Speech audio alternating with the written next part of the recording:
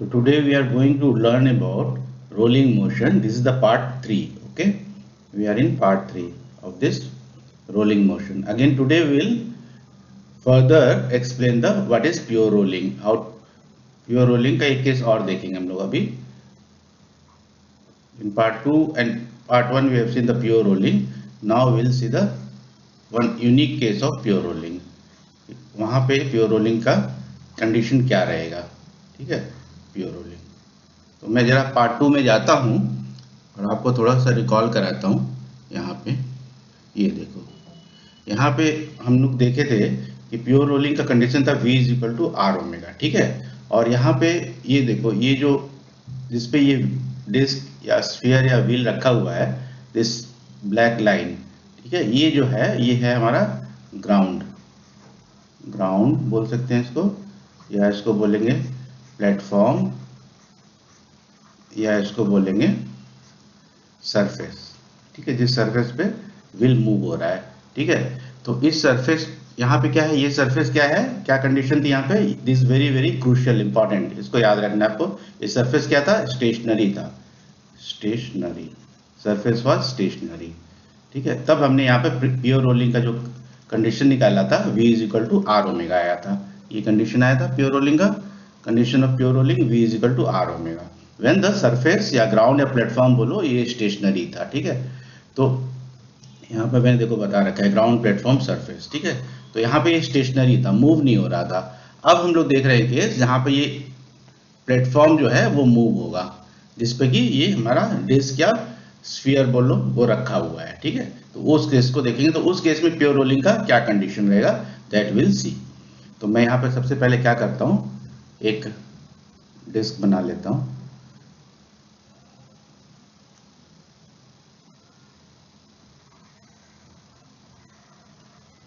ठीक है, एक डिस्क बना लिया मैंने. अब इस डिस्क में ये यहाँ पे सेंटर ऑफ मास है, इसका रेडियस r है, ये ओमेगा एंगुलर वेलोसिटी से घूम रहा है, रोटेट हो रहा है, और इसका जो ट्रांसलेशनल वेलोसिटी है सेंटर ऑफ मास का वो v है. ठीक है, ये चीजें हम करते चले आ रहे हैं लगातार पार्ट 1 एंड 2 में. और ये एक प्लेटफॉर्म पे रखा है. Now in this case it is kept on a platform. ऐसा एक प्लेटफॉर्म है जिसके ऊपर ये व्हील रखा हुआ है.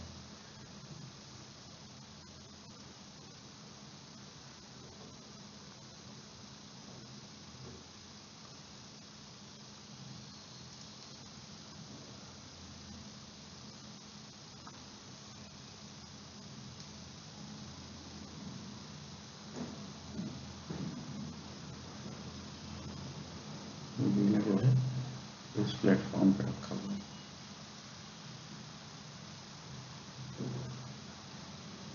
ठीक है, ये प्लेटफॉर्म है जिसके ऊपर ये व्हील रखा हुआ है. यहाँ पे ये प्लेटफॉर्म का जो वेलोसिटी है ये v नॉट है. प्लेटफॉर्म v नॉट वेलोसिटी से मूव हो रहा है. ठीक है, दिस इज प्लेटफॉर्म.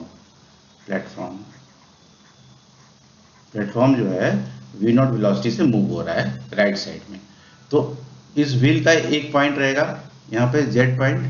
ठीक है, व्हील का जो z पॉइंट ग्राउंड इसको प्लेटफॉर्म को टच कर रहा है, और प्लेटफॉर्म का एक पॉइंट रहेगा p पॉइंट. ठीक है, p और z आपस में एक दूसरे को टच कर रहा है. ठीक है, तो in case of pure rolling क्या हमने देखा था, क्या कंडीशन होती थी, ये देखो यहाँ पे नो रिलेटिव मोशन. दोनों के बीच में मैंने पार्ट 2 में बता रखा है कोई रिलेटिव मोशन नहीं होगा.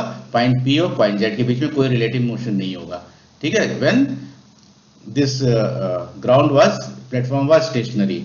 प्योर रोलिंग के केस में क्या होता है, नो रिलेटिव मोशन रहता है. तो नो रिलेटिव मोशन का मतलब क्या हुआ कि जो वेलोसिटी है आपका P का, P पॉइंट का, वही वेलोसिटी Z पॉइंट का रहेगा. ठीक है, और हमारा यहाँ पे ये प्लेटफॉर्म v नॉट वेलोसिटी से मूव हो रहा है. ठीक है, तो जो P पॉइंट का वेलोसिटी कितना रहेगा, v नॉट रहेगा, वही वेलोसिटी रहेगा जो प्लेटफॉर्म का रहेगा. तो यहाँ पे जो vz की वेलोसिटी आ जाएगी that will be equal to, यहाँ से क्या हो जाएगी, vp के बराबर है. vp is equal to v naught, तो v नॉट के बराबर हो जाएगी. तो z पॉइंट की जो वेलोसिटी होगी वो v नॉट के बराबर हो जाएगी. ठीक है, z पॉइंट की जो यहाँ पे वेलोसिटी रहेगी वो that will B v not. और हमने यहाँ पे हमको मालूम है कि z जो है यहाँ पे z की इस साइड में वेलोसिटी है v राइट साइड में, बिकॉज ट्रांसलेशनल मोशन राइट में हो रहा है और इसकी लेफ्ट में वेलोसिटी रहेगी, ऐसे रोटेट हो रहा है, रोटेशन है, तो लेफ्ट साइड में इसकी वेलोसिटी है आर ओमेगा, ठीक है। तो Z point VZ, net VZ कितना है, वीजेड की एक्चुअल वैल्यू कितनी है, वीजेड की एक्चुअल वैल्यू है वी माइनस आर ओमेगा, ठीक है, ये हमको मालूम है वीजेड की ये नेट वेलोसिटी है। तो अब हम इक्वेशन 1 से यहाँ से Vz की वैल्यू V0 इसमें इक्वेशन 2 में रख देंगे, ठीक है, इक्वेशन 2 में V0 रख देंगे Vz की जगह, तो V माइनस आर ओमेगा हो जाएगा। अब यहाँ से हम लोग क्या करेंगे, आर ओमेगा को लेफ्ट साइड में लेके जाएंगे, तो ये प्लस हो जाएगा आर ओमेगा, और V0 को इधर लेफ्ट राइट साइड में लेके जाएंगे, तो V माइनस V0 हो जाएगा। इस इक्वेशन को मैंने ऊपर वाली इक्वेशन को थोड़ा सिस्टमेटिक वे में लिख दिया।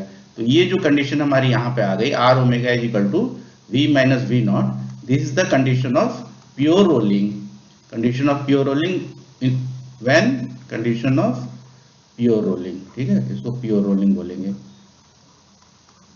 ये कब pure rolling की कंडीशन रहेगी, when platform is moving with a velocity v0, ठीक है, जब प्लेटफॉर्म स्टेशनरी नहीं है, मूविंग है, ठीक है, when the platform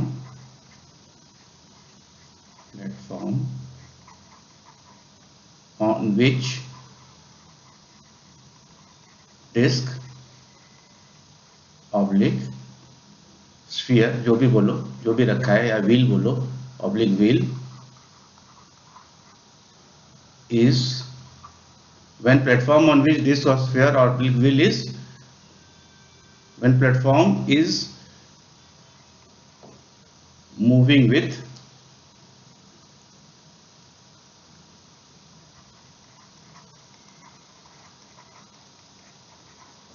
V0 velocity,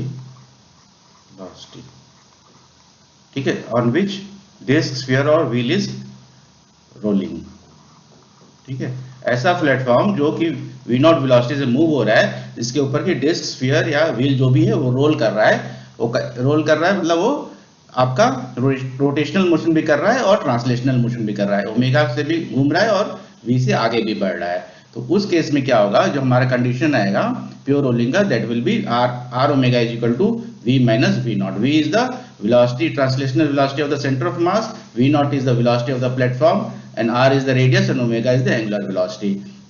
और अगर ये स्टेशनरी रहता था, प्लेटफॉर्म मूव नहीं होता था, तो क्या हमारा कंडीशन आता है, V is equal to R omega, ठीक है, ये कंडीशन आता है व्हेन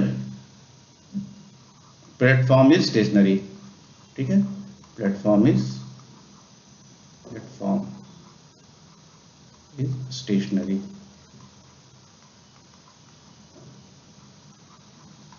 ठीक है, ये कंडीशन रहता है जब प्लेटफॉर्म स्टेशनरी रहता है। तो यहाँ पे हम क्या लिख सकते हैं, omega is equal to V by R, ठीक है, वी बाई आर। और जो हमने ये कंडीशन निकाला है, इसको अगर मैं इक्वेशन 3 बोलता हूँ, तो इक्वेशन 3 को कैसे लिख सकते हैं, यहाँ पे omega is equal to V minus V naught upon R, ये कंडीशन है when platform is moving with V naught velocity. तो ये दो कंडीशंस हमको माइंड में रखना है, दोनों में एंगुलर स्पीड की का इक्वेशन चेंज हो रहा है, ठीक है। तो कौन सा कंडीशन दिया हुआ है, क्या क्वेश्चन पूछ रहा है, that we have to understand and then only we have to apply our knowledge and brain accordingly, तो उसके हिसाब से हमको करना होगा। तो with this we have completed one more important aspect of pure rolling when the platform is moving with v0 velocity.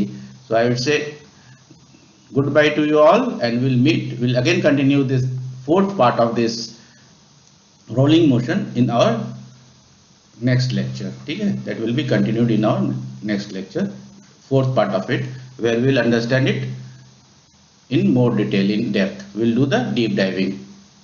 So take care.